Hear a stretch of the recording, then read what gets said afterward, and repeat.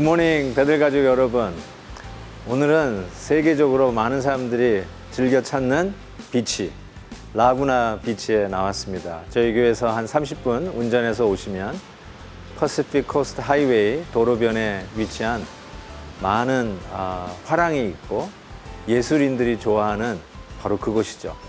특별히 브룩 실즈가 주연했던 블루 라군을 촬영한 곳으로도 유명한 이 라구나 비치에서 오늘 말씀을 묵상하기를 원합니다. 오늘 우리에게 주시는 하나님의 말씀은 고린도전서 15장 12절에서 19절까지의 말씀입니다. 제가 15절까지 먼저 읽도록 하겠습니다. 그리스도께서 죽은 자 가운데서 다시 살아나셨다 전파되었거늘 너희 중에서 어떤 사람들은 어찌하여 죽은 자 가운데서 부활이 없다 하느냐. 만일 죽은 자의 부활이 없으면 그리스도도 다시 살아나지 못하였으리라. 그리스도께서 만일 다시 살아나지 못하였으면 우리가 전파하는 것도 헛것이요 또 너희 믿음도 헛것이며 또 우리가 하나님의 거짓 증인으로 발견되리니 우리가 하나님이 그리스도를 다시 살리셨다고 증언하였습니다. 만일 죽은 자가 다시 살아나는 일이 없으면 하나님이 그리스도를 다시 살리지 아니하셨으리라. 어제에 이어서 오늘도 계속해서 사도 바울은 부활에 대한 이야기를 하면서 교회 중에 부활이 없다라고 이야기하는 자들에 대하여 변호하면서 부활의 확실한 의미를 전달하고 있습니다. 어제는 부활의 확실한 어떤 객관적 사실을 토대로 증거했다면 오늘은 그 부활의 어떤 영적인 의미를 전달하려고 했다고 봅니다. 특별히 오늘이 6.25 사변 70주년을 맞이하죠. 나라의 안녕과 또 자유를 수호하기 위해서 수많은 많은 분들이 목숨을 잃어가면서 지켰던 우리나라 70년을 맞이하면서 다시 한번 우리 한반도가 우리 주 예수 그리스도의 이 부활의 복음으로 통일되는 날을 염원해 봅니다. 오늘 말씀 속에서 부활이 없다라고 하는 자가 있다고 했는데 도대체 뭘 근거로 부활이 없다고 할까 이런 생각을 좀 해봤습니다. 부활이 있다라고 하면 보편적으로 사람들이 좋아하지 않을까 이런 생각을 해봅니다. 그렇지만 부활이 없다라고 하는 말은 무엇일까 이런 생각을 해보는데 실은 부활이라고 하는 의미가 현실 도피적인 의미도 있지요. 지금 내가 맞닥뜨리고 살아가고 있는 하루하루가 너무 힘드니까 그냥 죽어서 천국이나 가야 되겠다라고 하는 현실 도피적인 의미에서의 부활은 결단코 우리 오늘의 신앙생활을 건강하게 지켜갈 수 없다라고 생각합니다. 그런 의미에서 부활의 의미를 사도 바울은 확실하게 되짚어 보고 있다라고 생각합니다. 만약에 우리가 부활이라고 하는 의미가 그냥 단순히 피 안의 세계의 현실 도피적인 의미로만 남는다면 우리 주 예수 그리스도께서 십자가에서 돌아가시고 다시 사신 이 부활에 무슨 의미가 있겠냐는 것입니다. 실은 이 부활의 의미는 예수 그리스도께서 우리의 죄값을 다 치르셨다라고 하는 어떤 법적인 선언이라고 이야기할 수 있습니다. 마치 죄를 지으면 죄값을 치르기 위해서 감옥에 들어가지 않습니까? 예를 들어서 5년이나 10년이나 구형을 한다고 하십시다. 그러면 그 죄의 무게에 맞는 형량을 살고 5년을 채운다면 5년을 채우고 나오면 드디어 그 죄로부터 자유하다라고 이야기할 수 있죠. 예수 그리스도께서 만일 다시 사시는 부활이 없다면 우리는 아직도 내가 지은 죄로 말미암아 감옥에 그대로 갇혀 있는 자라고 할 수 있어요. 그렇지만 예수 그리스도가 부활하심으로 인해서 우리의 모든 죄의 가격은 우리 주님께서 갚아주셨고 우리는 그 죄로부터 자유함을 법적으로 선언하는 것이라고 할 수 있습니다. 이것이 왜 그렇게 중요하면 죄로부터 자유한 것을 선언한 그 순간부터는 이제는 더 이상 죄와 상관없는 우리 주 예수 그리스도의 의로 사는 새 삶이 출발하기 때문에 그렇습니다.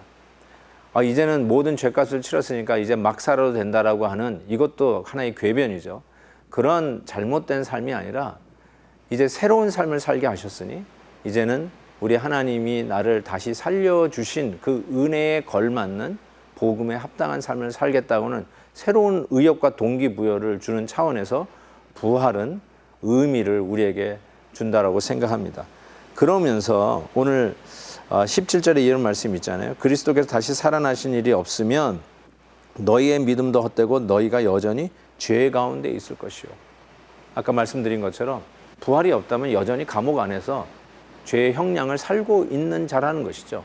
근데 부활함으로써 자유케 하셨으니 이제는 하나님께서 다시 살려주신 그 삶의 가치에 걸맞는 삶을 살아라 라고 하는 의미가 있다는 것입니다. 그러면서 아주 우리 가슴에 못을 박는 듯한 메시지를 확실하게 전해주시는데 19절에 만일 그리스도 안에서 우리가 바라는 것이 다만 이 세상의 삶뿐이면 모든 사랑 가운데 우리가 더욱 불쌍한 자니이니라. 만약에 우리가 바라는 것들이 다만 이 세상에서의 삶뿐이라면 우리는 얼마나 불쌍한 자인가. 즉 이 말이 뭘 이야기하는 걸까요? 야, 천국이 뭐가 있느냐. 그냥 우리가 여기서 즐길 수 있을 만큼 즐기고 가는 것이 유익이다 라고 하는 그런 희한한 이 이념이 생기지 않겠습니까? 천국이 없으면 이 땅에서 막 살아도 괜찮다는 것, 혹은 하나님이 없다면 모든 것이 다 가하다라고 얘기하는 도스토옙스키가 얘기했나요? 그런 것처럼 좀 천국이 없다면 우리는 이 땅에서 매 순간을 의미 있게 살아가는 그 가치가 사라진다는 것을 이야기하죠. 그래서 우리가 부활이 없이 신앙생활 한다는 것이 이처럼 무의미하다. 왜요? 오늘을 위한 신앙생활이니까. 오늘 잘 살고 오늘 내가 더 많이 차지하고 내가 오늘도 내 마음대로 살기 위해서 어떤 믿음의 영역에 힘을 빌리는 것이 신앙생활이라면 우리가 이 세상 사람들 중에 가장 불쌍한 자니라. You are so pathetic. 가장 불쌍하다라고 이야기한 이 사도 바울의 이 주장은 정말 설득력이 있다고 생각합니다. 사랑하는 우리 베들 가족 여러분, 오늘도 우리는 균형 있는 복음으로 하나님이 우리를 붙잡아 세워주셨습니다. 저 천국에 대한 소망은 현실의 어려움을 도피하려고 하는 단순히 현실 도피적인 개념으로서의 천국이 아닙니다. 또한 부활이 없다 이야기하면서 우리의 신앙생활은 오늘만을 위해서 현세적인 것만을 위해서 살아가는 신앙생활이 또한 아님을 이야기합니다. 그런 의미에서 이 부활의 신앙은 우리의 오늘을 살아가는 신앙인의 건강함을 유지해주는 아주 균형 감각 잡힌 신앙이라고 분명히 믿습니다. 사랑하는 성도 여러분, 예수 그리스도의 십자가의 고난과 죽음, 그리고 우리의 모든 죄의 가격을 치르시고 우리를 바로 그 죄악의 감옥에서 석방하여 자유케 해주신 이 부활의 선포는 오늘 우리로 하여금 하나님이 주시는 새 삶을 가치 있게, 보람 있게, 이 세상 사람 중에 가장 불쌍한 자가 아니라 가장 부러운 사람으로 살게 하시는 능력임을 믿습니다. 사랑하는 성도 여러분, 이 부활의 신앙으로 오늘도 담대히 나아갈 수 있기를 주의 이름으로 축복합니다.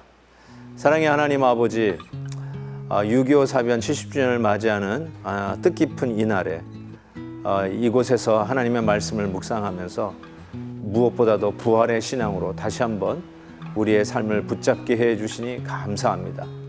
아무리 힘들고 어려워도 저 천국이 단순한 현실 도피가 아니라 우리 하나님이 예비하신 그 나라가 있음을 믿고 부활의 능력으로 오늘 하루를 최선을 다해서 살아가는 저희들 되기를 다짐합니다.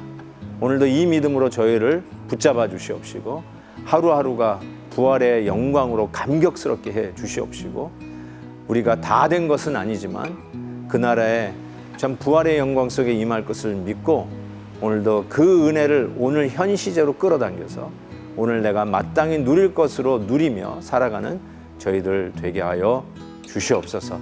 모든 영광과 찬양을 주께 올려드리며 부활의 첫 열매 되신 우리 주 예수 그리스도의 이름으로 기도하옵나이다. 아멘. 사랑하는 성도 여러분, 부활의 신앙이 이렇게 귀하고 힘이 되는 건지 다시 한번 가슴에 새깁니다. 화면에 나가시는 귀한 댓글로 은혜를 나눠주신 분들 꼭 교회 이메일에 주소를 남겨주시면 소정의 선물 보내드리도록 하겠습니다. 오늘도 많은 댓글 나누시면서 은혜를 더욱더 풍성하게 나누는 하루가 되었으면 좋겠습니다. 내일 뵙겠습니다.